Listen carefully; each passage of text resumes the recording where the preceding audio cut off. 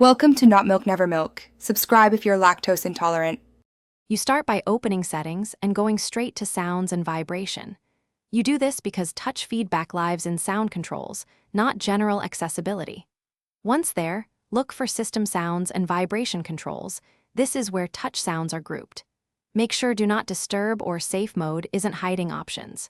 If you can't see system sounds immediately, tap the three-dot menu or Advanced Settings to reveal more entries. This exposes the exact toggles you need to change. Once you're in System Sounds and Vibration, find Touch Interactions or Touch Sounds and toggle it off. You're turning off the specific feedback, not overall media or ringtone volume.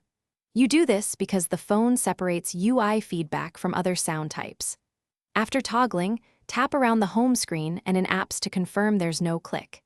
If you still hear noise, return and also disable screen locking sound and keyboard sound. Those are related and sometimes bundled with. To finalize, restart your phone to ensure the system applies the new setting and verify touch sounds are gone across apps.